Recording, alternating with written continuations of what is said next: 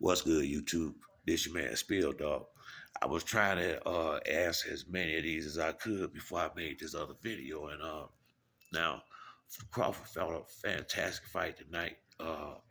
You could tell he watched a lot of film on Earl. All the Earl had a lot of tendencies, a lot of tails as far as like he leaned in a lot when he trying to get in, and it's when he misses shots, he leaned a lot. And Crawford, he was prepared for all of that. You could tell he had been watching a lot of film. I was a lot, some of this I would say, I think Earl done learned that you can't just stay out the ring for 14 and 15 months and jump in here with everybody because his timing was off. And I put some of this on Derrick James too. Derrick James was, Crawford came out and fought a completely different fight plan than anybody than most people expected. It looked like he had picked up just as much weight as Spence before the fight tonight, and it looked like he had came in heavy, ready to absorb them big punches. And instead of Crawford moving like most of us thought he would, he was coming forward, and he was actually beat Earl with his own game. Because what Crawford did was used his lead hand, and I made videos before saying that Earl was gonna have to be careful when Crawford fights Southpaw because his lead hand is like is his best punch is his big punch. And what he did was he punched when Earl punched, and since he had more speed and more reach, his jab was getting to the target before Earl's was. Earl wasn't using a lot of feints. He kept his head on the line the entire night. A lot of this I had to put on Derrick James. Derrick James, it looked like their fight plan was to just outwill Crawford, and I didn't see a good fight plan, and I definitely didn't see a plan B. I think I thought this for a while, and I was wondering when this was gonna show up. I thought about it when Frank Martin fought Derrick James. I think he got too many fighters. I think he ain't, he done got patted on the back one time too many. They might have went to his head a little bit, and he need to spend more time. He need to either hire some more people or stop taking everybody that come in the gym saying he can train them, because you can tell Terrence Crawford had looked at plenty of film. He had looked at every mistake Earl made. Crawford was already waiting on it. Everybody know how Earl leaned in when he tried to get on the inside, and when his punches go wide, how he leaned down. And Crawford you can tell he had been on film study, and he was waiting for all of that stuff. And I don't think Derrick James has spent the right amount of time looking at film and getting him prepared for this fight. I don't. I think he got him in shape for the fight, but I didn't see a plan B and a plan C. I saw plan A only, and it looked like Spence was trying to make it up as he went in the ring. And you know, a lot of things, just little simple stuff. I think if he fought more in a rematch, it's gonna be I think it'll be a better fight. Cause what Earl was, either you got to get all the way in or all the way out. I was telling these kids at the gym a couple of weeks ago out here where I live at.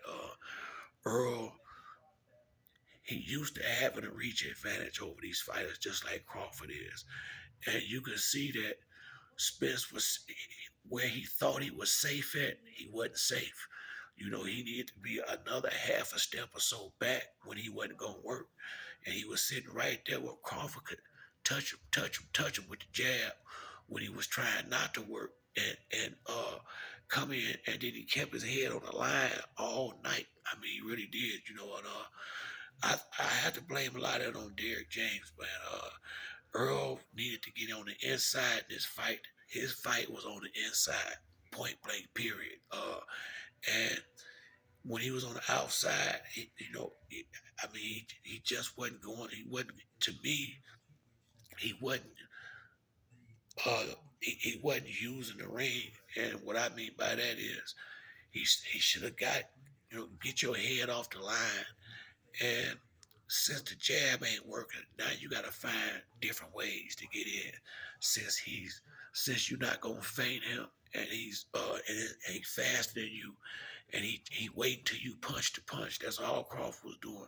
Watching Spencer when he shot the jab, he shot it right with him, and he has got to the target faster. Derrick James was supposed to have something, being able to tell Earl how to counter that, and I just didn't see him getting the proper instruction. And of course, I'm gonna be honest with you now. Uh, Earl lost the fight in the ring. Don't get me wrong, but I just didn't see. I didn't see a plan B or C. I seen one plan, and if that didn't work, then like Earl was just gonna try to figure he could outwill him and bully him like he did a lot of these other fighters. And Crawford was a lot bigger than everybody thought tonight. I mean, he was big and he was strong, and I don't think anybody expected Crawford to be stepping to him and standing right in front of him fighting. I was hoping he would, but I just I'm thinking I don't know if it threw Earl and Derrick James off or not. I really don't, but and I also think that when Earl got knocked down, I think he got too. I think he let it get into his head, and I just think you could see him losing confidence as the fight was going on. So I just think I think he'll be better in a rematch because it's timing to be better because it won't be a year since he had a fight. If if they get back in within the next 6 months, and yeah, what month is this? July, August, September, October, maybe the first of next year, February, something like this, they have a rematch. And I think it'll be a much better fight. Uh, Derrick James, I really think he needs to rethink all these different fighters he got because he's gonna have another tough fight with Canelo. Much as I like Jamal Charlo, I mean Canelo the best in the game as far as I'm concerned. I wasn't gonna talk about that fight till this one was over, and I just think I really think that Crawford was way better prepared as far as film study and game plan than Derrick James and Errol Spence. I mean, it's that point blank period. And Derrick James gonna really have to reevaluate what he doing. I mean, I just think I think he need to get some help in there. In big fights like this with Earl, he needs your undivided attention. You can't just that. Yeah, I really believe that, man. I noticed I've been watching him hit the pads, and I think by him hitting the pads for so many people, it wasn't nearly as crisp as it was just back when I watched when he was sparring with Mayweather around the Guerrero camp.